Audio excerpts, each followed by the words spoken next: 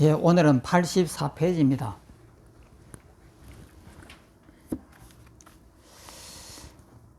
(84페이지) 한번 읽어보겠습니다. 위에서 세 번째 줄에 나는 어려서부터 조론을 읽었다. 조론을 읽다가 현상의 사물은 천류하지 않는다고 한 종지에 있어서 멍하여 어찌할 바를 모르고 매양 설람의 거풍이, 겁의 풍이라고 하는 것은 우주가 깨질 때 일어나는 그 바람입니다. 설람의 거풍이 불어와 수미산이 무너진다 해도 항상 고요하다고 한 등등의 네 구절에 의심을 품었다. 그 뒤 깨닫고 나서야 조공께서 제법의 실상을 심오하게 깨달았다는 것을 알고 확신하게 되었다. 그러니까 우주가 이렇게 깨지는 이런 엄청난 이 혼동이 왔는데도 움직이지 않는다는 거예요. 그 이치인데, 그러니까 제가 엊그제 오늘 숙제 낸 거, 이것이 종이 하얀 종인데 이것이 어떻게 보이냐는 거예요. 그러니까 이것이 연기로 보입니까? 인연으로? 인과 연이 모여가지고 이 종이가 됐다. 그랬으니까 이것이 인연으로 모인 것으로 보이나요?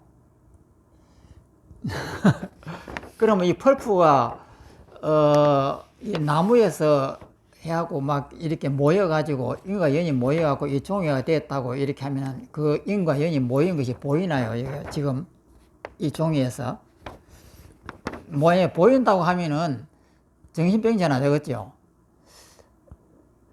그러면 이것이 연기라고 하는 이 말 뜻을 인과 연이 모여서 이 종이가 되었습니다. 펄프가 이렇게 모여갖고 이렇게 종이가 됐는데 그것은 우리가 이 종이를 만드는 과정을 상상을 해보면은 그렇게 된다는 거예요. 그럼 그것은 상상이지 눈에 보이는 것은 아니잖아요. 그러면은 만약에 우주가 부서지는 그 풍이 불어와가지고 수미산이라고 하면은 우주의 산이에요.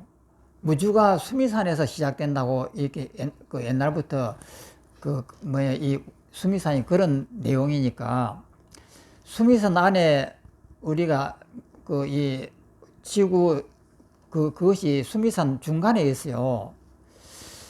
그러니까 수미산이 무너진다고 하는 것은 우주가 무너진다는 이런 이론인데, 그러면 우주가 무너지는 그것이 인과 연이 다 돼가지고 이렇게 무너진다.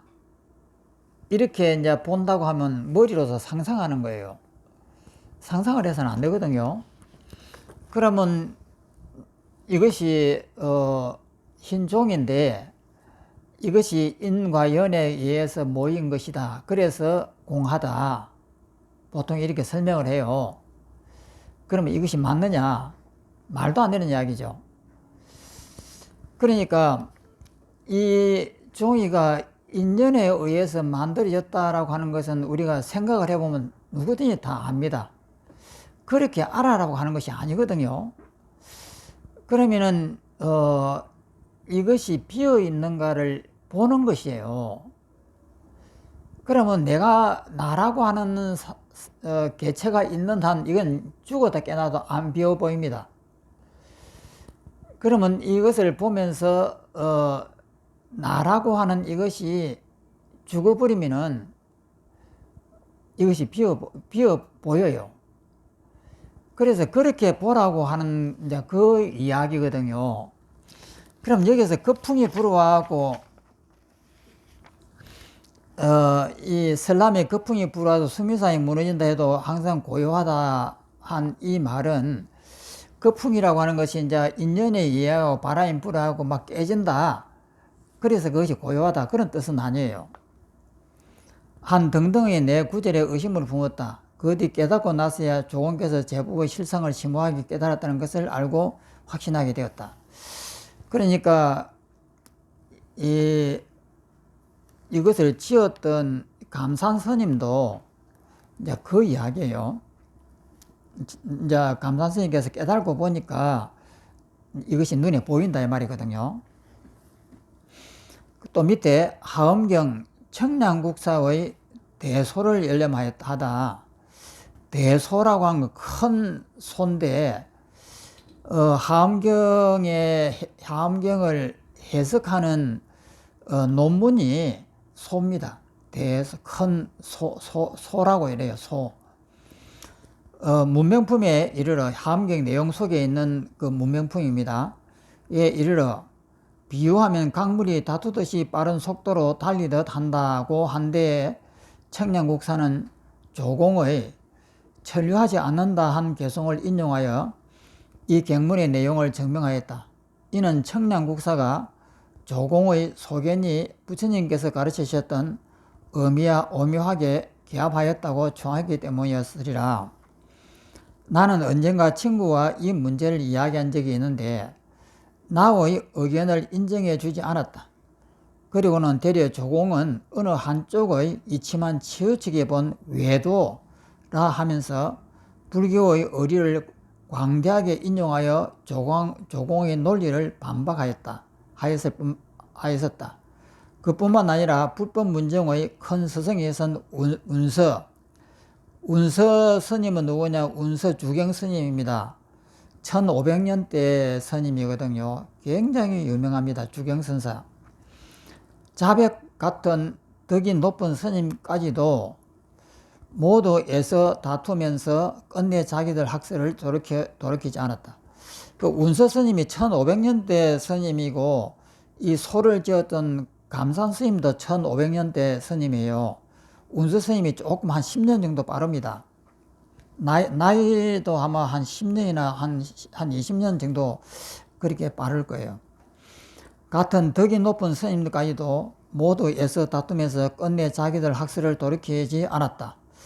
내가 정법 안정이란 선서, 선을 하는 사람들의 읽는 책입니다. 선서를 열람해 보았더니 그 내용 가운데 이러한 부분이 있었다.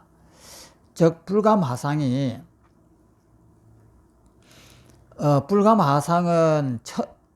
1059년도에 태어났습니다. 그러니 감산 스님보다도 한 500년 빠른 분이에요. 불감하상이 대중 스님에게 법문을 하면서 이 문제를 제기하였다. 어떤 스님이 조주에게 묻기를 사물이 천류하지 않는 의미는 무엇입니까? 하였더니 조주가 양손으로 물이 흐르는 신용을 하자 그 스님은 깨달음이 있었다 하였다. 그러니까 조유 스님한테 물어보니까 조유 스님이 그 물이 어떻게 흐릅니까? 하니까 이렇게 표시를 한 거예요. 그러니까 이 손을 가지고 양손을 가지고 이렇게 표시를 한단 말이에요. 이거 보고 깨달았다는 거예요. 그러면 이제 여러분들은 이것을 보면 어떻게 깨달을 거예요? 이렇게 흘러간다. 이 손이 공한 것이 보여야 돼요.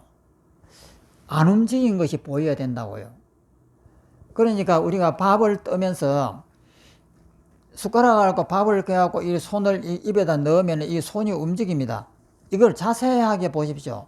안 움직여요. 안 움직인다라고 하는 말은 손이 안 움직인다는 뜻은 아니에요. 손이 비어 있다 이 말이에요. 그러니까 앉았다가 일어섰다가 이렇게 절을 하면서 앉았다가 일어서고 앉았다가 일어서고 하루에 한 3000배를 한번 해보십시오.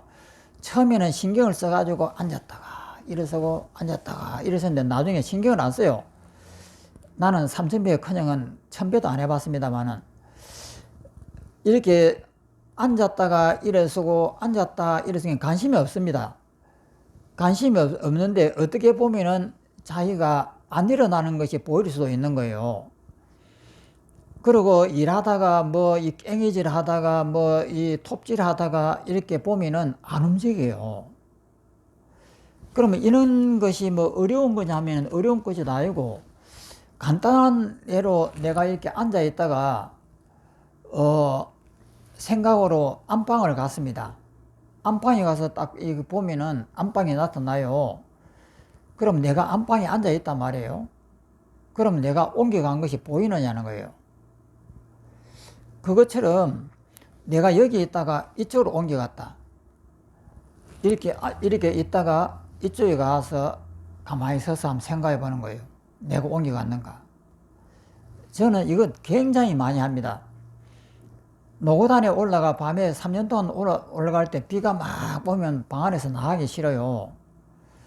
우비를 입고 이렇게 있어도 지금 바깥에 나가면은 한밤중에 나가서 노고단가에 올라갔다 내려오려면은 내일 새벽에 3시나 도착할 텐데, 그동안에 비를 맞고 올라갔다가 그 높은 데 올라갔다가 내려오려고 생각하면 깝깝하잖아요. 안 나가고 싶어요.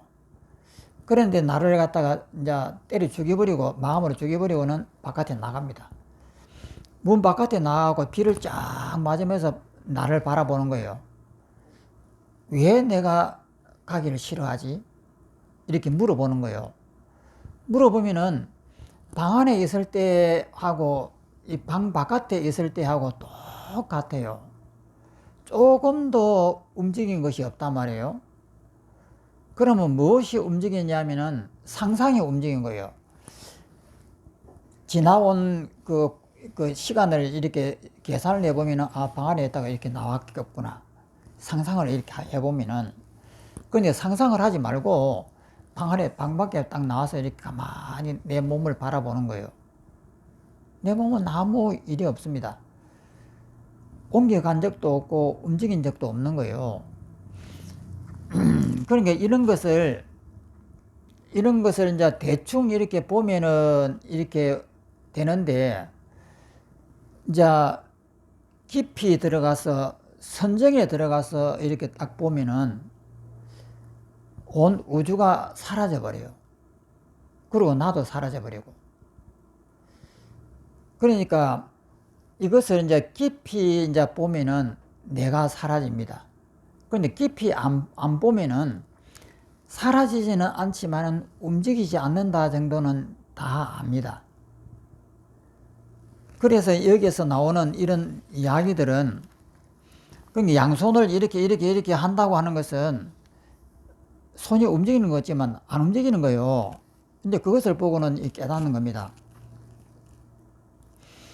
다시 어떤 스님이 법안 스님에게 육진의 차별적인 모습을 취하지 않고, 그러니까 일상적인 우리 눈앞에 보는 모든 차별적인 모습을 취하지 않고 여여하게 움직이지 않는다 하였습니다. 어떻게 해야만 육진의 차별적인 모습을 취하지 않고 움직이지 않는 제법의 실상 도리를 보게 될까요? 라고 물었더니 법안 스님은 말하기를, 해가 아침에 동쪽에 뜨더니 저녁에 서쪽으로 진다네 하자 그 스님은 깨달음이 있었다 했다. 그러니까 태양이 동쪽에서 떠가지고 서쪽을 져요. 그런데 그 태양이 움직이는 걸 본 사람은 이 세상에 한 사람도 없습니다. 그런데 태양이 움직인다고 알아요. 어떻게 하는지 모르겠는데. 그러니까 태양을 보는 사람은 태양이 움직이는 것을 절대로 볼 수가 없습니다. 그런데 아침에 봤다가 저녁에 보면은 태양이 움직였어요. 아침에는 저기 있었는데 저녁엔 여기 가니까 이렇게 움직였네? 이렇게 이제 상상을 해요. 그 지나간 시간을 상상을 해갖고 끼워 맞춰 보면은, 아침 기억에는 동쪽에 있었는데 지금은 서쪽에 있네. 그 상상을 이렇게 끼워 맞춰 보니까 움직인 거예요. 정말 상상으로 했을 때는 움직였어요. 그런데 우리가 태양을 볼 때는 절대 움직임을 못 봅니다. 그러면 뭐냐면은 내가 상상을 했다는 거예요. 움직이는 것은. 근데 상상이라고 하는 것은 내가 있어야 상상이 되거든요. 나를 이 주체를 해가지고 나라는 입장에서 상상이 동원되는 거예요. 그러면 그 나를 깨버리면 이것이 상상이 될 수가 없는 거예요. 이런 것은 옛날 수행할 때 벽에다가 까만 동그라미를 이렇게 딱 그려놓고 그것을 이제 손 길이만큼 이렇게 떨어져 가지고 이것을 보는 수행을 많이 했습니다. 그러면 이 까만 점이 있는 것을 이제 뚫어지게 보면은 처음에는 까만 점도 보이고 주위도 보여요. 그런데 더 집중하게 되면 어느새 나를 잊어버려요. 그러고는 까만 점이 점점 확대됩니다. 확대되면서 거기서 막 여러 가지 빛이 막 나오면서 이러다가 더 확대되고 더 커지거든요. 이런 수행을 옛날에는 많이 했습니다. 뭐 불교뿐만 아니고 뭐 도교에서나 뭐 산신기도 하는 분들도 많이 했고 많이 했는데, 그래서 이런 것을 집중을 하다 보면은 점이라고 하는 이것이 내가 만든 거예요. 점은 내가 만들었고 이것을 집중해서 이렇게 보는 순간, 주의하고 비교를 안 하는 순간에 이것은 어마어마하게 커져요. 커지면서 거기서 오만 빛이 다 나오기도 하고 그것이 우주만큼 이렇게 커진단 말이에요. 그러니까 우리가 상상만 안 하면은 이런 것이 다 보이는 거예요. 또 밑을 보면 이들은 사물이 천류하는 데서 천류하지 않는 실제를 보인 것이다.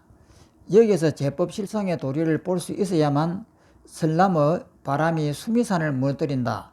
수미산이라고 하는 것은 중국의 지금은 티베트에 있는데 있는 산은 수미산이지만 여기에 나오는 수미산은 우주를 말하는 거예요. 그 수미산 중턱에 우리 지구라든지 이 우주가 그 속에 있어요. 그러니까 이 수미산이라고 하면은 우주의 거대한 우주 전체를 수미산이라고 이렇게 합니다. 수미산을 무너뜨린데도 본래 항상 고요하며 강물이 다투듯이 바다로 흘러간다 해도 흐르지 않는다고 말했던 것을 알리라. 혹시 이러하지 못하다면 다시 많은 설명을 해야 하는 수고로움을 면치 못하였구나. 하늘은 왼쪽으로 돌고 대지는 오른쪽으로 회전하면서 예로부터 지금까지 몇 분이나 지났던가. 해는 날고 달은 달리면서 바다 위로 솟아올랐다가 하면 다시 청산 뒤로 진다. 이런 개송들은 스님네들이 엄청나게 합니다. 법상에 올라가면 대부분 이런 이야기를 하잖아요. 그러면 이런 이야기를 했을 때 우리 듣는 사람은 저 말이 무슨 말씀입니까 하고 이렇게 하는데, 해는 날고 달은 달린다.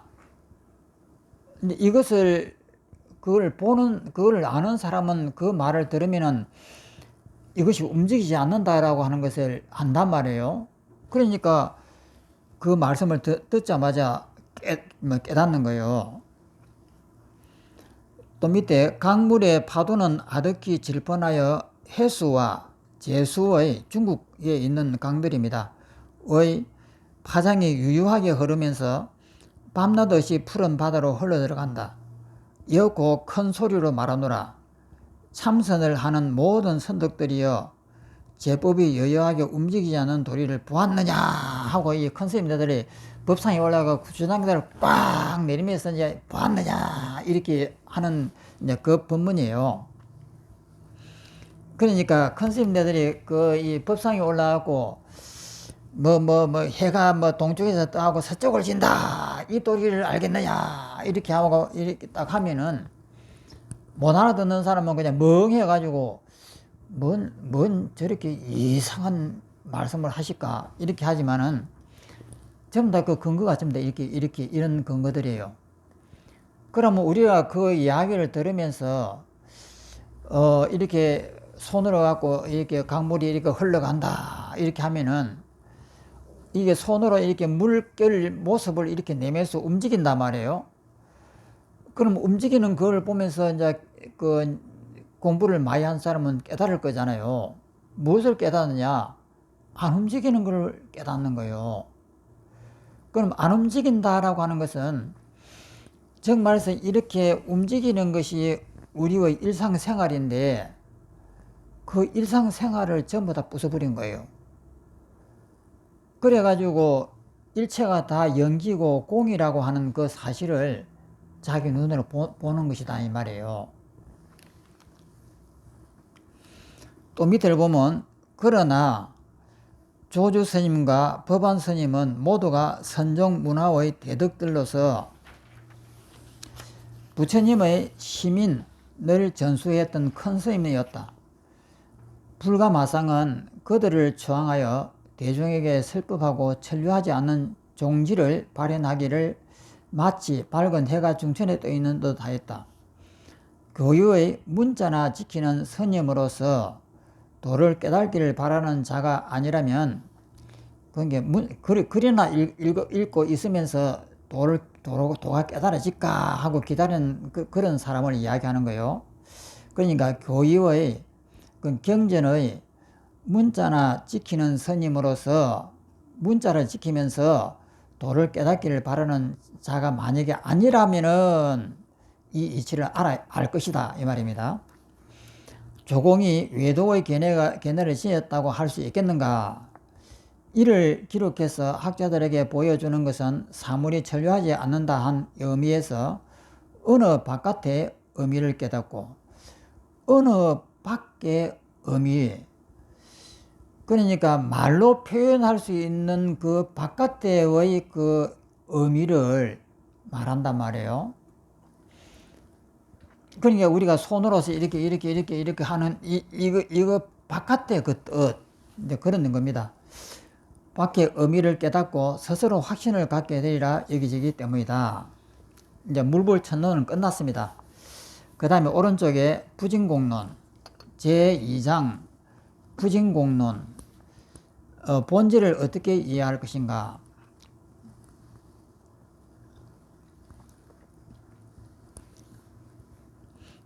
밑을 보면 부진공론 여기에서는 진여성공이 여기서 진여란 말이 없습니다. 원문에는. 그런데 이것을 번역한 송찬호 씨가 꼭 진여를 넣어요. 그 기신론에 아주 감탄했던 분 같아요.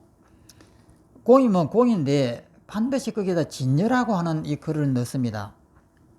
이것은 그 원문은 진공이에요.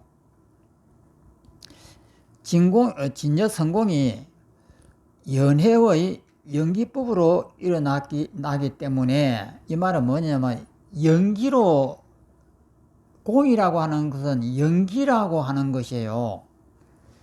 공이라고 하는 것은 뭐냐면 인과 연이 만나기 때문에 실체가 없는 공이다 이 내용이거든요.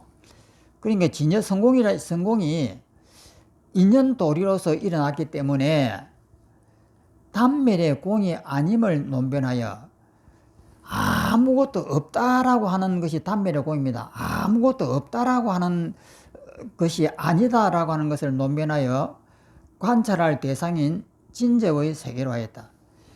그러니까 이 공이라고 하는 것은 연기로 일어나기 때문에 허상인데 허상이라고 하는 이 말이지만 아무것도 없다라고 하는 그런 뜻이 아니다 이 말이에요.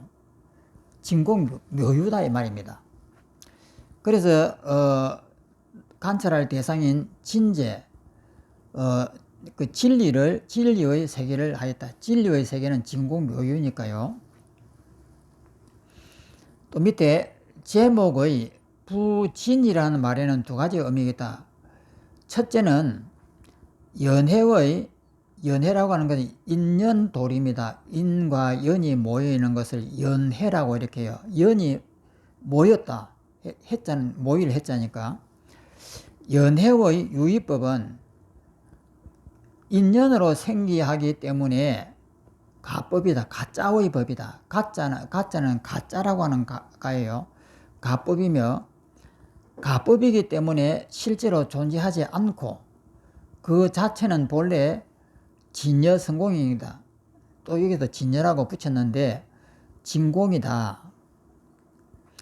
이는 연기의 속죄는, 연기로 되어 있는 이 세속죄는 진실이 아니기 때문에 성공인 것이니, 이를 속죄의 가법은 진실이 아니기 때문에 성공이라 한 의미로서 부진공이라 한다. 그러니까 이 내용이 뭐냐면, 부진공 이렇게 했을 때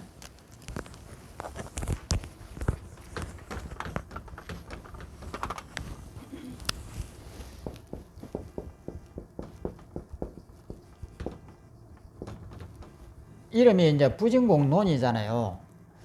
진짜는 참 진짜입니다.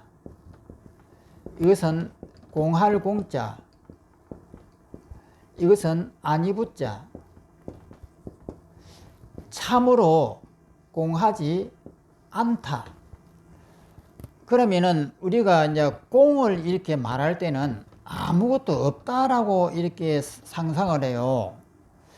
그러면 이 칠판을 보면서 이 칠판은 공하다 이렇게 합니다. 왜 공하냐? 연기로 되어 있으니까. 인과 연이 이렇게 합해 가지고 이 칠판이라고 하는 결론을 내렸기 때문에 이 칠판은 인이라고 하는 것하고 연이라고 하는 것이 결합을 해 가지고 칠판이 됐기 때문에 이것은 허상이다. 즉 인연은, 연기는 허상이다. 그 허상은 무상하다. 허상의 다른 말은 무상이에요. 그 항상 존재하는 것이 아니다. 그러면 이 진공이라고 하는 것은 없다는 뜻이 아니에요. 즉 말해서 있는 이것이 우리 눈에는 칠판처럼 보이지만 이것은 연기로 되어 있는 가짜다 이 말이거든요. 그러면 이 칠판은 가짜다 이 말이에요.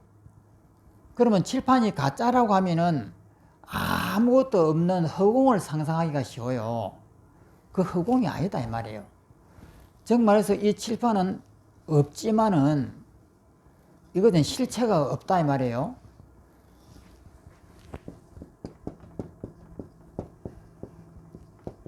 진공이라면 없다는 뜻이에요. 없지만은 우리 중생의 눈에는 보면은 있지 않느냐. 그래서 있다는 거예요. 없지만은 있다. 이것이 부진공입니다. 정말로 진짜로 공해가지고 아무것도 없다는 뜻이 아니다 이 말이에요. 그러면 이 칠판을 보면서 이것이 진공이라고 하는 것은 이것이 공하다는 뜻이에요. 공한데 중생의 눈으로 보면 있는 거예요. 그럼 이 두 가지를 어떻게 결합할 것이냐? 없다라고 하는 것하고 있다라고 하는 것은 정말로 정반대되는 이야기인데 이 정반대되는 이야기를 어떻게 결합을 시킬 것이냐? 이것이다 말이에요. 그러면은 이것을 볼 때 이 공을 보려고 하면은 내가 없어야 돼요. 내가 죽으면은 이것이 공이 돼요. 그런데 중생의 눈으로 보면, 우리가 살아있는 생명의 눈으로 보면은 칠판이 있는 거예요. 그러면 이 두 가지를 동시에 봐야 되는 거예요. 그러니까 오늘 숙제 낸 그 스님, 종범 스님. 종범 스님 말씀이 그러잖아요.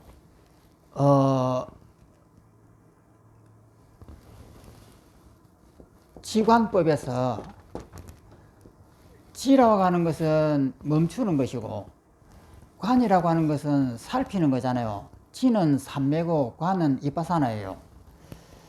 그러면은 우리 중생들은 지로서 관을 깨닫는다. 먼저 집중을 해갖고 이 모든 것을 멈춰 가지고 웃어버리고 그 다음에 그것을 관을 통해 가지고 그 사실을 안다. 그러니까 먼저 지가 돼야 된다. 그렇지만 보살들은 관에서 시작한다. 웃을 필요가 없는 거예요. 이것을 보는 순간에 이것이 공인 줄 알아요. 그런데 중생은 이것을 부수지 않으면 이 공인 줄 몰라요.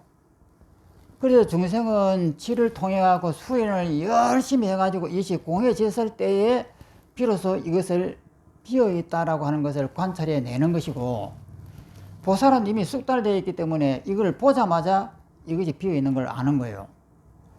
그러면 이제 깨달은 사람은 이것을 보면서 이것이 비어있는 것이 보여야 돼요. 비어있는 것이 보이면서 중생의 눈에는 이 칠판이 보이는 거예요. 없는 것이 아니에요. 그러면 이제 우리가 이 죽음을 이렇게 왔을 때, 죽음이라고 하는 이것은 두렵고 무섭고 이렇게 하는 것은 이제 중생의 이제 업이에요. 죽음이라고 하는 것은 두렵고 무섭단 말이에요. 죽기 전에 하는 거예요. 그런데 일단 죽어버리면 아무도 모르잖아요. 죽어버린 죽음 속에는 없단 말이에요. 두려움과 공포가. 그런데 죽기 전에 살아있는 사람이 자기 스스로 상상하는 것이 죽음이잖아요. 그 상상만 멈추면은 죽음이 없는 거예요. 그런데 죽기 전에 살아있을 때 자기의 상상으로 죽음을 상상하니까 괴로운 것이에요. 그런데 일단 죽어버리면은 괴로움이 없죠. 그러면 죽음이라고 하는 것은 살아있는 사람이 만드는 것이에요. 진짜 죽음이 있는 것이 아니고 살아있는 사람이 안 죽었을 때에 만드는 것이 죽음이에요. 그러면 죽은 자는 죽음이 없습니다. 그러면 우리는 이 죽음을 두려워하는 것은 살아있는 사람이 자기도 죽기도 전에 상상으로 만들어내는 것이 죽음이에요. 그래서 이 이치를 바르게만 알면은 죽음이라고 하는 것이 없는 것이죠.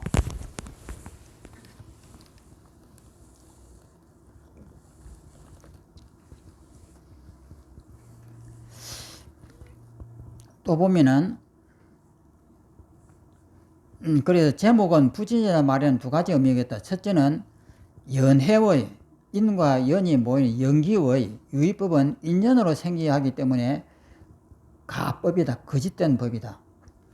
가법이기 때문에 실제로 존재하지 않고 그 자체는 본래 진여 성공인 것이다. 이는 연기의 속죄에는 진실이 아니기 때문에 성공인 것이니, 이를 속죄의 가법은 진실이 아니기 때문에 성공이라 한 의미로서 부전공이라 한다. 진짜 공한 것이 아니다 이 말이에요. 그러니까 진공묘유를 이제 말하려고 하는 거예요. 그 다음에 이제 그러나 여기는 두 번째라는 뜻입니다. 앞에서는 첫째라고 했는데 두 번째라고 하는 이 둘째라고 하는 말이 여기서 생략이 돼 버렸어요. 이것은 둘째 이 말입니다. 그러나 속죄의 가법이라 해도 진여 성공이 연기하여 일체 차별적인 현상의 만법을 이루었다. 공인데 일체 차별적인 눈앞에 보이는 이 현상으로 만들었다 이 말이에요. 따라서 진여 성공이 연기한 그 자체는 정말로 공이 아니기 때문에 진여 성공의 진제는 진실한 공이 아니라는 측면에서 부정공이라 한다. 그러니까 이걸 번역을 해 놓으니까 말이 너무 어려워 가지고 의미는 너무나 간단한 것인데 이렇게 좀 복잡합니다. 또 넘어갑니다. 진여의 성공이 연기한 속죄의 의법은 있다 해도 가법으로 거짓된 법으로 존재해 있기 때문에 실유가 아닌 묘유가 된다. 그러니까 있다라고 하는 뜻이 아니다 이 말이에요. 그럼 뭐냐면 없지만은 있다 이 말이거든요. 그래서 이것을 묘유라고 이렇게 표현하는 거예요. 그럼 있다라고 표현하지 않고 묘하게 있다라고 이렇게 표현하는 거예요. 묘유가 되며 진여의 성공은 단멸의 공이 아니기 때문에, 그러니까 이 말은 뭐냐, 아무것도 없다는 뜻이 아니기 때문에 진재의 측면에서 실공이 아니라 묘공이 된다. 실공이라고 하는 건 진짜 아무것도 없는 것이 실공이라 하는데, 이것은 묘공은 없다는 뜻이 아니다 이 말이에요. 공하기는 공한데 있다, 이런 측면에서 공이니까 묘공이라 하는 거예요. 묘한 공이다. 이것이 진공적 묘유이고, 묘유적 진공으로서 실유도 아니고 실제 있는 것도 아니고 단공도 아무것도 없다라고 하는 단멸된 공도 아닌 중도 제1위제인 것이다. 그래서 이것이 이제 진공묘유라고 하는 이 말에 대해서 이제 이렇게 설명을 한 겁니다. 그 다음에 밑에 묘공의 진제로서 신무론과 뒤에 이제 나옵니다. 신무론과 본무론의 두 종파를 타파했고, 묘유인 속죄로서 적색 유현론의 한 종파를 부정하였다. 그러니까 그 당시에 신무론이라든지 본무론이라든지 적색 유현론이라든지 이런 논문이 그 당시에 성조 대사가 계실 때는 많이 이제 서로 다투었던가 봐요. 이 세 가지가. 또 읽어보겠습니다. 그렇다면 부진공이란 명제는 진제의 성공이 속제의 묘유인 이치를 극진히하여 진과 속이 둘이 아닌 중도의 종지에 오묘하게 결합하였다 하리라. 성조법사가 현묘하게도 거룩한 중도의 이치를 신령하게 비춰보지 않았다면 어떻게 이런 경지까지 이르렀으랴. 또 밑을 보겠습니다. 본문. 지극히 텅 비어 생멸이 없는 중도는 가로 열고 중도 제1위제는 인식의 사량으로 분별할 세계가 아님을 지적하였다. 이 텅 비었다라고 하는 이것은 그냥 비었다라는 그런 뜻이 아니다 이 말이에요. 그 다음에 실상반야의 자체에서 일으킨 관조반야의 작용으로, 그러니까 실상반야라고 하는 이 입장에서 관찰을 하는 거예요. 관조반야는 관찰이에요. 그러니까 진리를 아는 이 마음을 가지고 이 칠판을 관찰하는 거예요. 그래서 관조반야는 관찰이니까 관조반야의 작용으로 현묘하게 조감하여 이렇게 관찰하고 이렇게 살펴보니까 이렇게 조감하여 오묘하게 취향한 곳이며 유의법인 사물이 종국으로 여기는 것이다. 그러니까 유의법인 사물이 이제 중도로서의 핵심이 된다 이 말입니다. 이걸 살펴보니까, 그러니까 실상반야라고 하는 진리 자체의 입장에서 이 관조를 해가지고 이 칠판을 이렇게 본단 말이에요. 그러니까 이 칠판이 비어 있으면서 있다라고 하는 결론에 도달했다 이 말입니다. 그래서 유의법인 사물의 종국으로 여기는 것이다. 그러니까 유의법을 관찰할 때는 이렇게 해가지고 그 진리를 터득해 내는 것이다 이 뜻입니다. 그때 이제 이것을 이제 해석을 하는데 가로 열고 실상반야의 실제의 지혜를 가지고 중도의 이치를 관조한다. 그 때문에 관조반야라고 하는 우리가 관찰하는 것이거든요. 수행법이에요. 관찰하는 것. 관조반야로 현묘하게 조감한다 말하였고, 중도는 실지가 관조반야의 조감을 통하여 규결하는 곳이기 때문에 오묘하게 지향한다고 말하였다. 관조반야라고 하는 것은 우리가 수행을 할 때 쓰는 그 관찰이에요. 이것을 지극히 이렇게 관찰해 보면 이제 결론을 도달해 낸단 말이에요. 또 이는 진여의 성공이면서 묘유이기 때문에 공이 아니다. 그러니까 없다라고 하는 이것을 관찰해 내는데 그것이 아무것도 없다라는 뜻이 아니다 이 말이에요. 없지만은 있다 이 뜻입니다. 묘유의 유의법인 사물은 중도로서 종국을 삼는다. 그 때문에 사물은 묘유이지 실유가 아니다. 묘하게 있다라고 하는 이 뜻이지 진짜 있다라는 그 뜻이 아니다 이 말입니다. 실유는 진짜로 있다 이 뜻이 아니다 이 말입니다. 실유가 아니며 신류가 아닌 묘공이기 때문에, 묘하게 비어 있기 때문에 진공이 아니고, 참으로 공한 것이 아니고 진공이 아닌 묘유이기 때문에 신류도 아니다. 이렇게 비공, 비유의 도리가 오묘하게 중도를 극진히하였다. 여기서는 종지를 표시하고 종지의 자체를 수립하였으며, 다음에서는 종지의 의지에서 그가 지닌 모습, 즉 득상을 분별하였다. 이상은 관찰할 대상의 세계를 말하였다. 아이고, 머리가 막 띵하고 아프려고 그러네요. 이 말은 간단합니다. 진공묘유다 이 말이에요. 또 밑을 봅니다. 스스로 성스러운 총명으로 특수하게 통달하지 않았다면 어떻게 유와 있음과 무, 없음의 사이인 중도에 신령한 정신이 하나로 기합할 수 있었으랴. 가로 열고, 여기서는 중도의 위치를 주관적으로 관찰하는 사람을 말하였다. 유와 무의 사이인 중도의 오묘한 이치는 성인만이 정오할 수 있다. 정오, 깨달을 수가 있다. 그 때문에 성스러운 총명으로 홀로 통달한 지혜가 있지 않았다면 어떻게 유와 무가 둘이면서 둘이 아닌 중간의 중도를 깨달아 하나로 기합할 수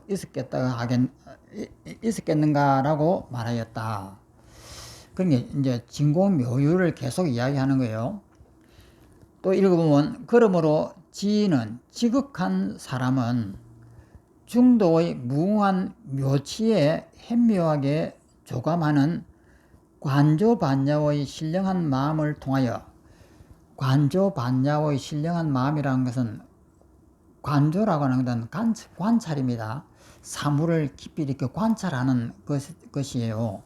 이것이 수행법이니까 관조반야의 신령한 마음을 가지고 통하여서 단공이 다한 데에 막히지 않고, 아무것도 없다는데 거기에 이제 들어가지 않고, 이 말이에요. 거기에 막히지 않고 방편반야로서 보고 듣는 데에 이목의 종국을 삼아 들리는 소리나 보이는 색깔이 제압하지 못한다. 구속되지 않는다. 그러니까 들리는 소리라든지 보이는 색깔에 내가 구속이 안 된다 이 말입니다. 그러니까 모두가 진공묘유인 줄 알기 때문에 그런 이 보이는 것이 죽음이라든지 뭐 아름다움이라든지 이런 것들에 내가 묶이지 않는다. 제압되지 않는다. 또 밑에, 어찌 성인은 만물이 스스로 텅 빈 성공의 실상에 나아감이 아니었겠는가. 그 때문에 지극한 사람은, 지인은 사물이 그의 신명에 눈을 끼치지 못하는 자인 것이다. 설명을 갖다가 엄청나게 잘 하시려고 했는데 읽어보면 머리가 띵해집니다.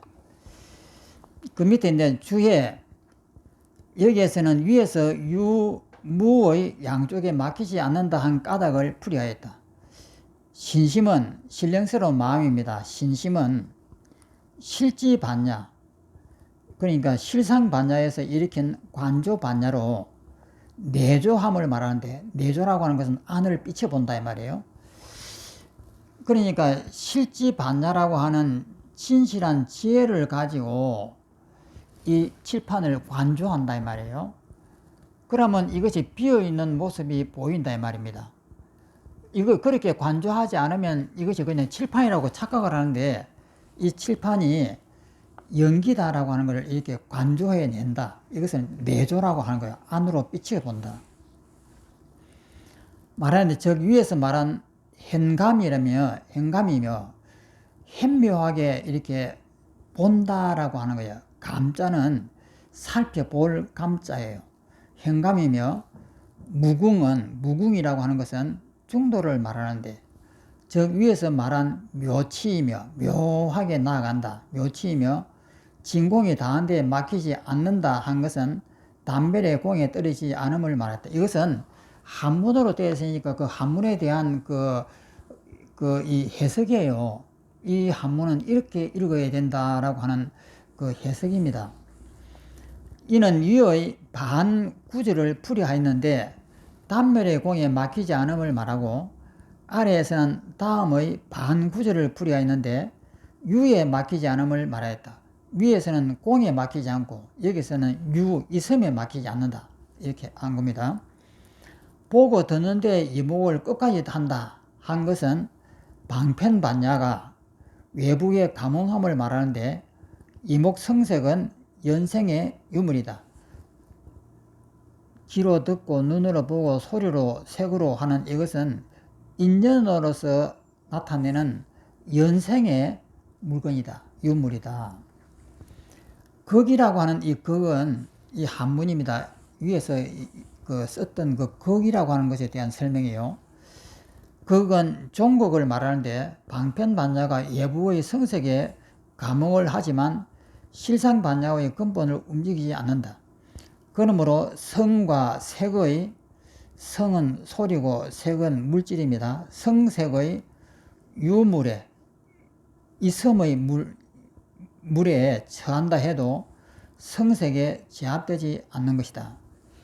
그러니까 바로 이제 바르게 관조를 하게 되면은 이런 칠판이라든지 이런 물건이라든지 이게 닭소리, 이런 소리라든지 이런 것을 들어도 그것에 내가 제압을 받지 않는단 말이에요.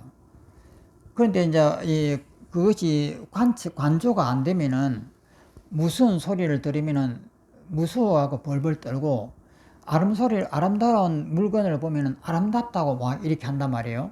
그것이 비어 있는 줄을 모르니까. 그래서 성과 색에 제압되지 않는 것이다. 깨달은 사람은 그렇다 이 말이에요. 성인이 이렇게 할 수 있는 것은 어찌 만물이 스스로 텅 빈 성공, 공의 진여에 나아가서 이미 아니겠는가.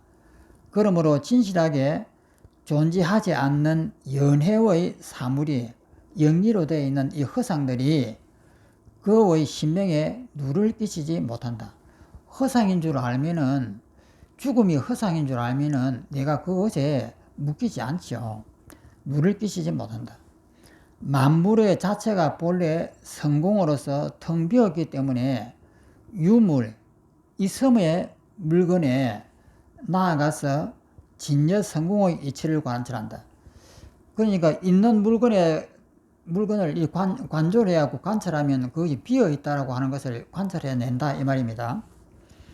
그 때문에 사물마다 모두 진여이며, 이러한 진여는 관조반야의 현미한 조감을 통하여 관찰이라고 하는 이 강한 그 관찰의 힘을 통해서 실지반야와 가만히 둘 아닌 하나로 합한다.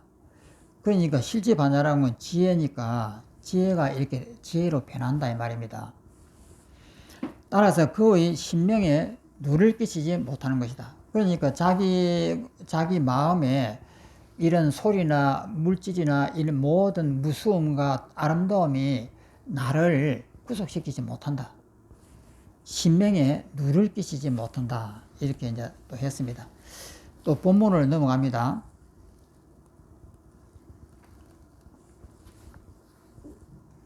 읽어보면은, 그러므로 성인은 진실한 마음을 타고 만물의 이치를 고르게 순종하면 막히는 곳마다 통하지 않음이 없다. 가로 열고, 이는 유와 무의 양쪽에 막히지 않는다 한 것을 계승하여 이로써 중도에 오묘하게 개합하는 까닭을 밝혔다. 이는 이와 사가 있습니다. 이치는 고르게 길들인다는 의미이고, 성인은 한결같이 진실한 마음으로 만물의 이치에 고르게 순종하기에 사물마다 모두 진여로서 하나의 법도 한 개의 법이라도 망정에 해당할 만한 것이 없다. 바르게만 관찰하면은 그 때문에 막히는 곳마다 통하지 않음이 없는 것이다. 또 밑을 봅니다. 일진의 일기인 하나의 진실과 하나의 기인 진실한 마음에 차여 현실, 만법의 변화를 관찰한다. 그러니까 일진일기의 진실한 마음을 가지고 만법을 갖다가 만법이 움직이고 변화하는 것을 관찰한다 이 말입니다. 그 때문에 만나는 사물마다의 이치를 따르며 자적한다. 스스로서 이제 그 자유자적한다 이 말입니다. 가로 열고 심은 찾을 심입니다. 심은 거처한다는 의미와 같고 일기는 일진의 의미와 같고 화는 만법의 변화를 말한다. 이것이 한문으로 되어 있기 때문에 그 한문의 의미를 지금 여기서 다시 이제 해석을 하는 거예요. 일진의 마음을 살피고 여기에 거처하여 만법을 관찰하면 만법마다 모두 진실이어서 만물 모두가 다 자기화된다. 그 때문에 만나는 사물마다의 이치를 순종하면 자적할 수가 있는 것이다. 사물을 잘 관찰하고 진공묘유를 관찰해내면은 모든 것에서 이 사물에 내가 묶이지 않는다. 이 내용입니다. 또 읽어보면 막히는 사물마다 통하지 않음이 없기 때문에 이류중생, 이자는 다를 이자입니다. 그러니까 이 우주에 있는 모든 각종의 그 이제 생명들, 중생들, 이류, 각각 다른 종류의 중생들과 혼용하여 일진의 순일함을 이룰 수 있고, 가로 열고 혼은 혼용을 말하며 잡은 이류 중생을 말하며 수는 일진을 말한다. 만법마다 모두 진여이기 때문에 중생들이 진여와 같으며 중생들이 본래 진여이기 때문에 이류의 중생들과 혼용할 수가 있다. 그렇다면 종일토록 중생을 제도한다 해도 제도할 만한 중생이 보이지 않고 평등하여 분별하는 번뇌가 고요히 사라졌다. 그러니까 종일 동안 무수한 사람들하고 이렇게 서로 이제 교류를 하고 움직이고 해도 내가 움직여진 적이 없다 이 말이에요. 그래서 모든 것이 평등하여 분별해도 번뇌가 고요히 사라졌다. 그렇기 때문에 낱낱의 법마다 순일한 진실인 것이다. 가로 닫고 만나는 사물마다의 이치를 순종하여 자적하기 때문에 자유자적하기 때문에 부딪히는 사물마다 진실이다. 아무리 죽음이 눈앞에 와도 그것이 진실이고 오만 두려움과 무서움이 있어도 그것이 전부 다 공하고 진실하다. 이 내용이에요. 가로 열고 만나는 사물마다 모두 진리이기 때문에 부딪히는 일마다 일진이다. 하나의 진리다. 일진. 때문에 사물마다 일진의 중도로 귀결한다. 또 밑에 보면 이와 같다면 삼라만상이 다르다 해도 스스로 차이가 나지 않는다. 가로 열고 여기서는 삼라만상의 근원이 하나의 일진임을 일진이라고 하는 것은 하나의 진실이다 이 말이에요. 진실임을 결론 짓고 나타냈다. 진실한 마음과 세계가 일진의 실상과 같기 때문에 만법 모두가 진여이다. 그러므로 스스로 차이가 나지 않는 것이다. 가로 닫고 또 밑으로 내려오면은 삼라만상이 스스로 차이가 나지 않기 때문에 만상의 행상은 진실로 존재해 있는 행상이 아님을 알 수 있으며, 그러니까 만상의 행상들은 진실로 존재해 있는 것이 아니다. 공하다 이 말이에요.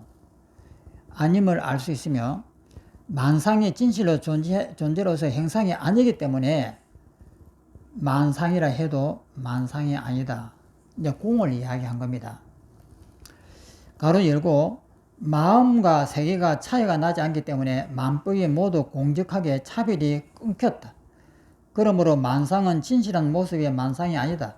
모든 차별적인 모습에 분별하여 번뇌가 고요히 사라졌다면 만법마다 허무하게 헤아리는 망정에 해당되지 않는다.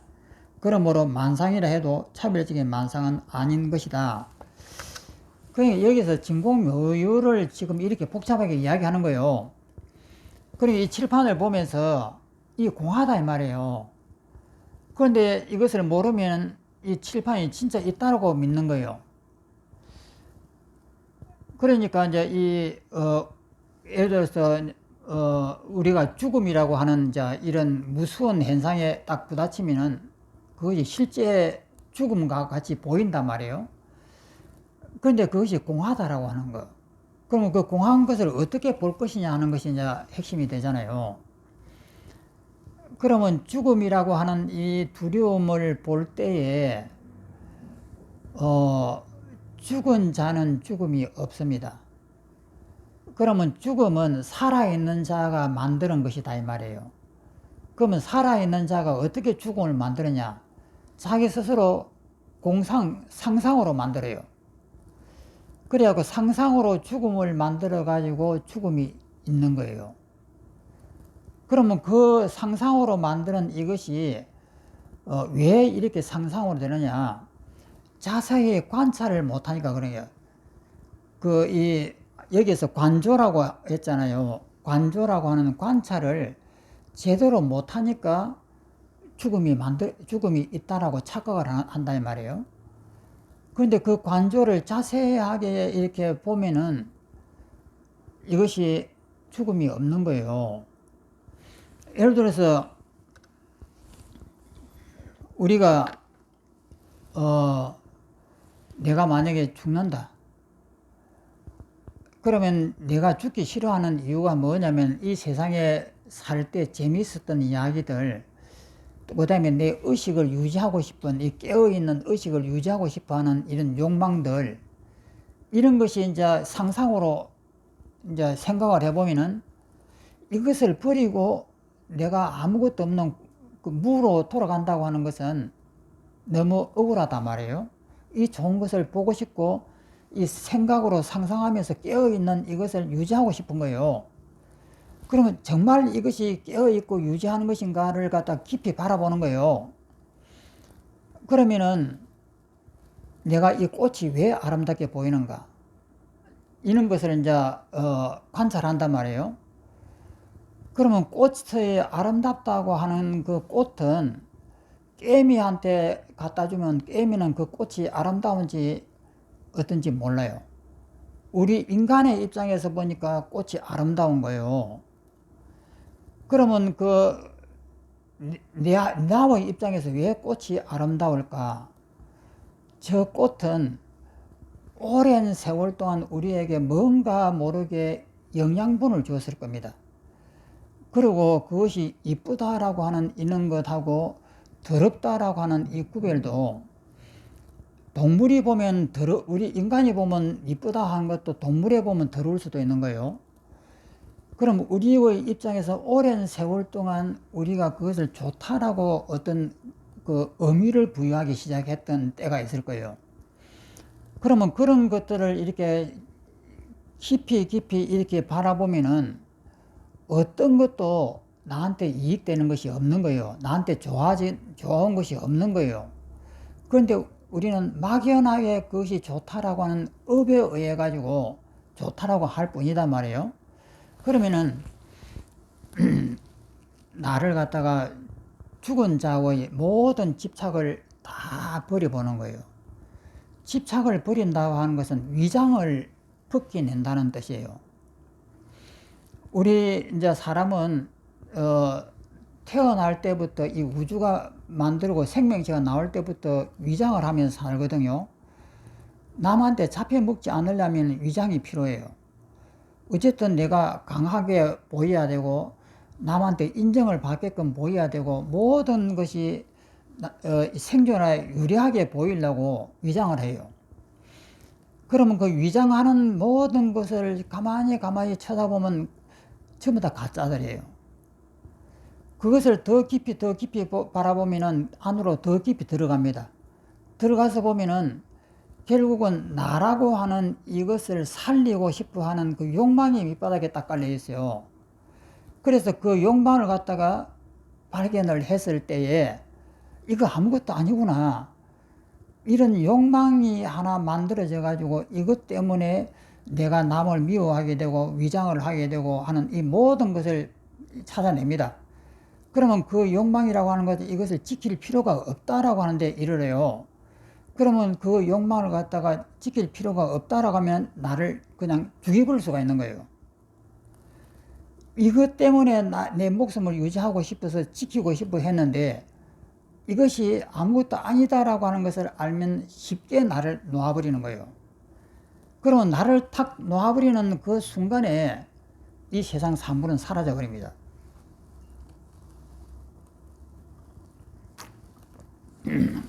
그래서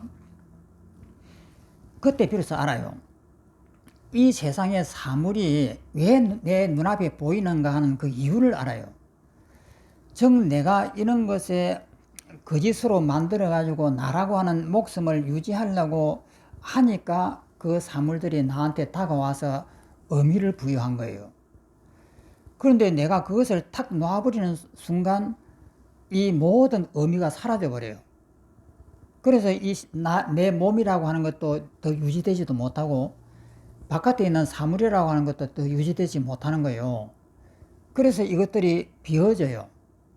그래서 비어지는 것을 보면서 깨닫습니다. 일체가 바로 나를 매개로 해갖고 이 가짜로 만들어진 이 나를 매개로 해가지고 전부 다 붙어 있다라고 하는 거. 그래서 그것을 깨닫기 때문에 나와 세상이 사라져요. 그래서 그것을 어떻게 깨달을 수 있느냐? 관찰을 해야 돼요. 여기서 조감이라고, 이제 한문어는 조감이라고 이렇게 표현을 했는데, 이것이 이제, 불교에서 보면 위파사나예요. 관찰이에요. 그러면 이런 관찰을 통해 가지고 내가 없다라고 하는 이것에까지 들어가야 되는데, 그럼 이 깊은 것을 어떻게 들어가? 이렇게 전부 다 묻는단 말이에요. 그러면 이렇게 어려운 것을 어떻게 깊이 들어가고 끝에까지 보고 들어가느냐? 이것에서 모든 사람이 착각을 해요. 이렇게 깊은 것을 보통 사람이 어떻게 들어가? 이렇게 하는데 들어가는 방법이 너무나 간단하다 이 말이에요. 진실돼야 돼요. 진실되고 정말이지 자기를 보려고 하는 그 마음이 진실되어 가지고 이렇게 내가 무엇을 위장을 하는지 이것을 봐야 돼요. 그러면 첫 번째 내가 위장하고 포장하는 이것을 봐야 되는 거예요. 그런데 이것을 자기가 보면은 안 보이려고 감춰요. 자기 스스로가 감춘다고요. 그러면 이 감추려고 하는 이것을 극복해내고 보는데 그러면 그렇게 깊은 것을 어떻게 깊이 들어가? 이렇게 하는데 너무나 쉽다 이 말이에요. 왜 어떤 것이 쉽느냐면은 내가 정말로 이것을 보려고 하는 강한 결심이 있어야 되고 사람이 진지해야 되고 진실돼야 되고 포장을 걷어내겠다라고 하는 이 강한 힘이 있어야 돼요. 그런데 누구든지 이 수행을 시키면은 사람들은 어떻게 하냐면 나는 죄지은 것이 없다는 거예요. 나처럼 법 없이 사는 사람 나와보라라고 이렇게 해요. 누구든지 그럽니다. 나같이 법을 지키고 이 세상에 선량하게 산 사람이 없다. 나는 정말로 법 없이 사는 사람이야. 누구든지 그럽니다. 그런데 그 사람이 그렇게 위장을 하는 것을 자기가 모르는 거예요. 근데 자기 행동이 아주 선량하고 남을 배려심이 많고 막 이런 것 같아요. 바깥에서 보면은. 그런데 그 배려심 많고 하나하나가 전부 다 집착이에요. 그러면 그것을 진실하게 보려고 하는 이 힘은 어디에서 생기느냐? 자기한테 자기를 열어야 되는 거예요. 자꾸 포장해갖고 감추려고 하는 이것을 열어서 자꾸 들여다 보려고 하면은 금방 보입니다. 금방 보이는데, 그러면 이 들어가는 이 순서가 어떻게 되느냐? 한 3일 동안 결심을 해야 돼요. 그러니까 첫날 하면은 안 돼요. 이튿날 해도 안 되고, 한 3일 정도 이제 지나면은 이제 보이기 시작하는 거예요. 그러니까 하루 종일 해야 돼요. 그 바깥에 문 닫아버리고, 모든 왕래를 끊어버리고, 내가, 죽었다라고 마음 먹고, 일체의 이 세상에 대해서 단절을 하고 그런 결심을 가지고 시작하면 한 3일이나 이렇게 보면 조금씩 보이기 시작해요. 그래서 들어가서 이렇게 이제 깊이 본단 말이에요. 보면 이것이 보여요. 그러면 이렇게 보는 이것이 뭐 대단한 이렇게 눈을 부라리고 호랑이도 잡아 먹듯이 이렇게 해야만이 되느냐? 절대 아니에요. 진실되게만 하면 된다 이 말이에요. 그래서 그것을 갖다가 봐 들어가면은 이제 들어가면 이제 환하게 보여요. 내가 어떻게 위장을 하면서 사는 것이 보여요. 말 한마디, 눈빛 하나, 길거리를 걸어갈 때도 사람이 자기를 위장을 해요. 눈빛조차도 위장을 해요. 그러니까 어떤 때 이제 가면 무심하게 가다가도 누가 사람이 오면은 눈이 바짝 떠지면서 점잖은 체 딱 하려고 하고 또 이쁜 체 하려고 하고 눈도 이 돌리는 것도 상스럽지 않게 돌리려고 하고 거룩한 채, 멋있는 채 바로 위장술이 바로 나옵니다. 그러면 그 하나하나가 나를 만들어내고 있는 거예요. 그럼 그 하나하나가 모여갖고 자아라고 하는 것이 만들어지는 거예요. 그러면 이 자아라고 하는 것을 없애려고 하면은 그 위장하고 있는 그 하나하나를 해체를 해야 돼요. 그래서 관조라고 하는 이 관찰이 굉장히 중요하단 말이에요. 그래서 이런 길로 제대로만 들어가면은 별 힘 들이지 않고도 깨달아 버려요. 그런데 이 일을 모르면은 엄청나게 힘든 거예요. 그래서 어떤 사람은 육조 스님 대사 같은 분들은 길거리 걸어가다가 어떤 여관 앞을 지나가는데 금강경 읽는 소리를 듣고 알았다는 거예요. 그럼 어떤 사람은 그렇게 갑자기 단번에 이렇게 알아버리는데 보통 사람은 30년, 40년을 해도 왜 안 되느냐? 그것은 길을 몰라서 그런 거예요.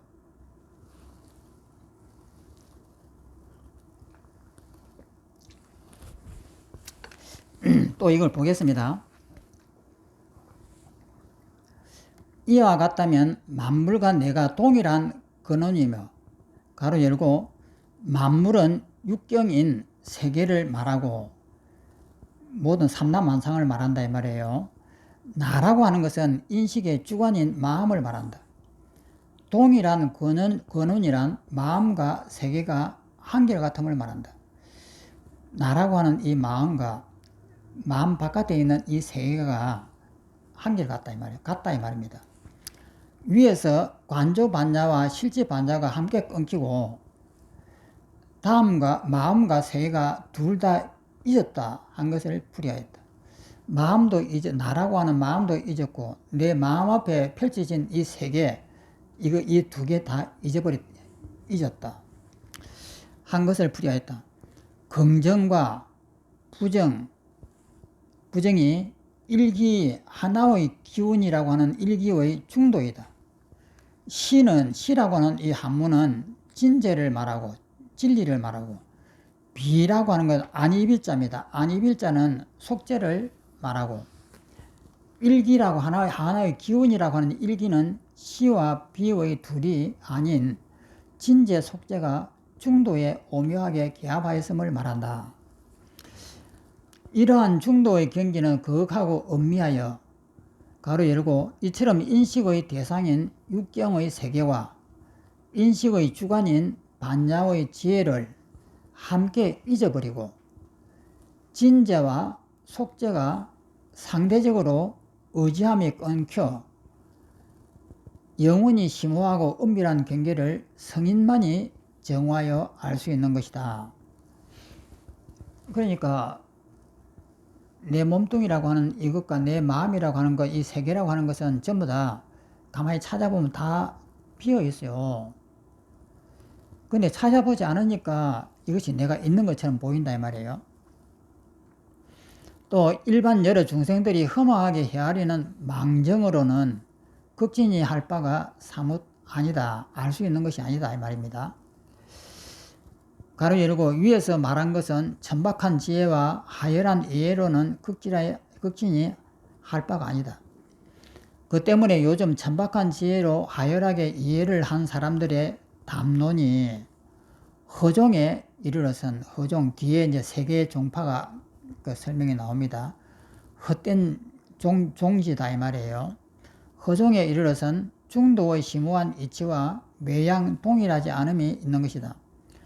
그들이 동일하지 않은 담론으로서 대동의 크게 같은 중도로 가려 하나 어떤 사물이 있어 그들과 동일해지겠는가. 그러므로 여러 사람들이 어론이 다투듯이 일어났으나 실제의 성품과는 동일할 수가 없었던 것이다. 그 밑에 주의를 보면은 여기서부터는 이단의 견해 모두가 타파할 대상이 있음을 수술하여 이 논문을 짓게 된 심경을 필요하였다. 허종은 즉 다음에 인용한 세 종파가 각자 중도의 성품과는 다른 견해를 수립하기 때문에 논리를 수립할 때마다 동일하지 않음이 있는 것이다. 일반적으로 논리를 수립하면 이를 통해서 진정한 이치를 나타내야 하기 때문이다.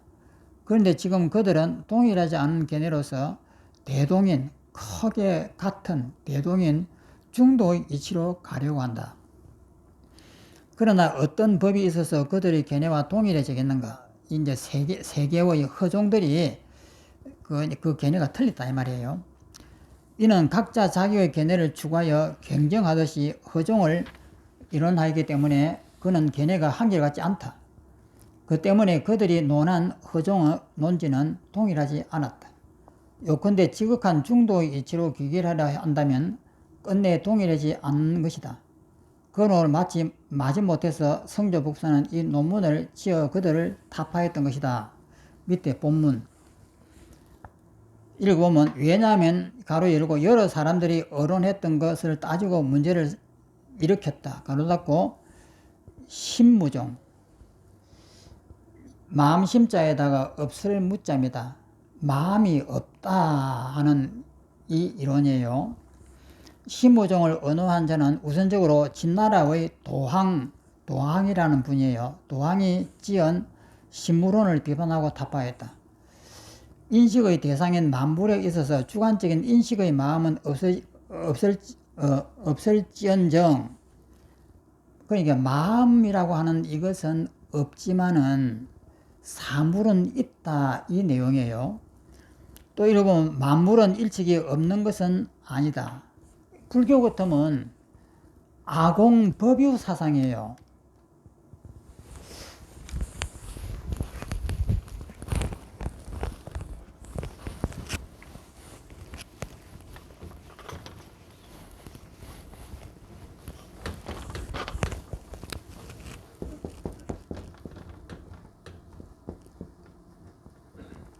심무론인데 마음은 없다 하는 거예요.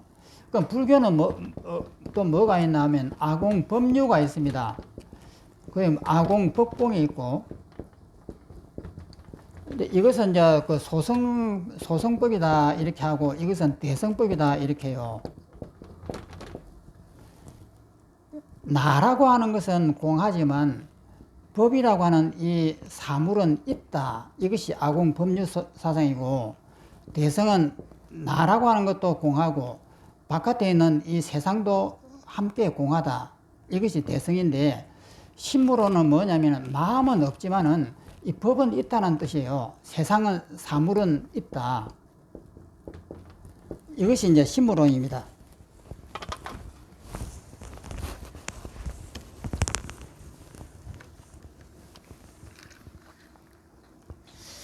만물은 일찍이 없는 것이 아니다라고 말하기 때문이다. 가로 열고 이는 그가 다르게 보고 헤아리는 망정을 서술하였다.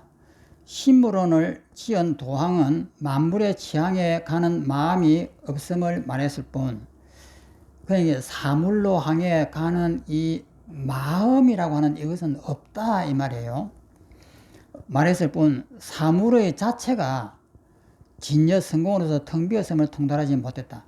사물 자체가 이게 비어있다라고 하는 이것을 몰랐다 이렇게 하는 거예요. 때문에 만물은 일찍이 없지 않다고 말한 것이다. 내 마음은 없지만 사물은 있다. 이 이론이 심무종입니다.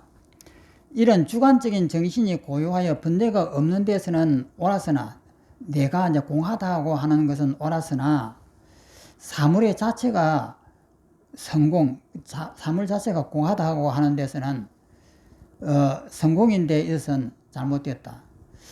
그러니까 이 사물의 자체가 성공이라고 하는 이것을 몰랐다 이 말이에요. 그러니까 내 마음은 없다라고 하는 것은 맞는데 사물이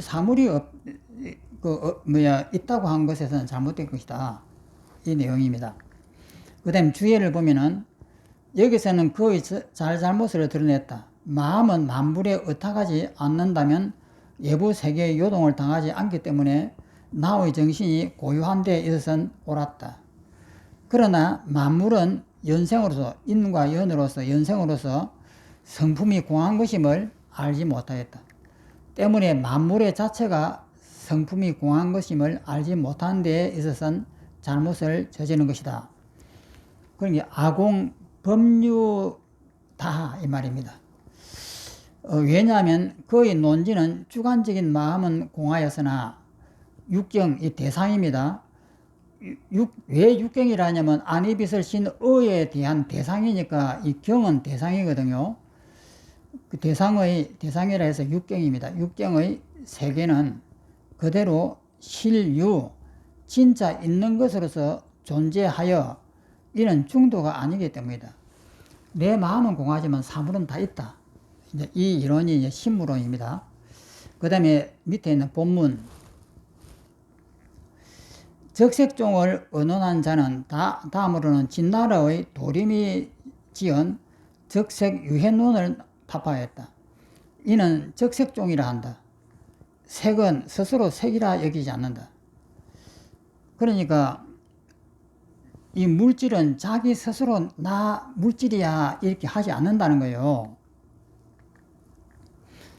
그 때문에 색이라 헤아린다 해도 색은 색이 아니다 라고 밝혔다. 여기서는 그가 망정으로 헤아리는 것을 스스로 했다. 즉 청항적벽 등의 색은 스스로 청항적벽 등의 색이라고 여기지 않고 단지 사람들이 청항적벽 등의 색이라고 이름을 붙였기 때문에 각자 차별적인 색이 되었음을 말한다. 사람들이 마음으로 이를 헤아리지 않는다면 여러 가지 색이라 할지라도 그 자체는 색이라고 차별이 없는 것이다. 그러니까 장미꽃들에다가 장미라고 이름을 지어주지 않으면 그건 장미가 아니다 이 말이에요. 이름을 지어주니까 그것이 색이 만들어진 것이다. 그런데 진짜 이름 지지 않을 때는 그것이 색인지 뭔지 누구도 모른다는 이 말이에요. 이는 색이 스스로 색이라 여기지 않는 것만 직선적으로 말했을 뿐 색의 자체가 색이 아님을 알지 못하였다. 이름 지어주지 않았지만 색 자체가 원래 공이라고 하는 것을 몰랐다. 이 내용이에요. 그 밑에 있는 주의를 보면은 여기서는 그가 헤아리는 망정을 스스로하고 부정하였다. 그가 말하는 색이란 이 물질이란 색에 있어서는 본래 그대로가 색인데 어찌 사람들이 그것을 청항적백이라고 부르기를 기다린 뒤에야 그러한 색이 되었겠는가. 그러니까 시도 있잖아요. 꽃이라고 이름을 불러주니까 그것이 꽃이 되어갖고 나한테 왔다. 뭐 그런 시처럼 이름을 부르기 전에는 그것이 꽃이 아니었다 이 말입니다. 이는 직선적으로 한 말부터 그의 잘잘못을 말했다. 이는 색이 스스로 색이라고 여기지 않는 것만 말했을 뿐 색의 자체가 본래 연생, 인연의 도리로서 공한 것임을 알지 못하였다. 그러니까 색을 이름을 불러주지 않으면 색이 아니다라고 하는 이 점에서는 옳은 것 같지만 그 색 자체도 원래 공한 것이다. 이렇게 이제 비판을 하는 거예요. 왜냐하면 그는 연생의 인연으로 만들어진 연생의 의탁이성에 붙여진 명가, 가짜 이름만 알았을 뿐, 명가라고 하는 것은 가짜 이름입니다. 알았을 뿐 의탁이성의 자체인 원성실성의 진실임을 몰랐기 때문에 올바른 논리가 아닌 것이다. 정말해서 이 칠판을 갖다가 칠판이라고 이름을 붙이지 않으면 이 칠판일 수가 없다 이 말이에요. 그러면 이것이 칠판이라고 이름을 붙이지 않으면은 없다라고 하는 그것에만 중심이 있는 거예요. 그런데 불교는 뭐냐면은 이것이 공하지만은 이것이 다시 우리가 썰고 살아가는 있어야 되는 거예요. 그러니까 이 원성, 실성, 어타기성, 변계 소입성 있잖아요. 이것이 변계 소입성이라고 해가지고 허상이다 이렇게 하고는 안 된다 이 말이에요. 다시 살아나갖고 원성, 실성으로 돌아와서 해야만 되는데 이것이 아무것도 없다라고 하는데 꽂혀버렸다 이 말이에요. 그럼 그것이 부족하다. 그러니까 아무것도 없지만 다시 이것을 살아가지고 우리가 써야 되잖아요. 그러니까 이 부분에서는 부족했다. 이제 이 이야기입니다. 그럼 오늘은 여기까지 하겠습니다.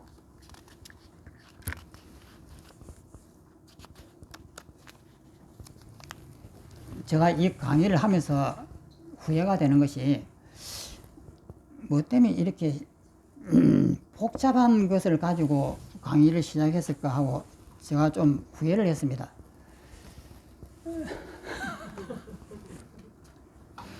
이런 것을 좋아하는 철학자들이라든지 있으면 모르지만 이런 것을 갖다가 우리가 강의를 할 필요가 있나? 이런 생각. 어쨌든 요번에 계신 분들은 고생 좀 하게 생겼습니다. 자, 마치겠습니다.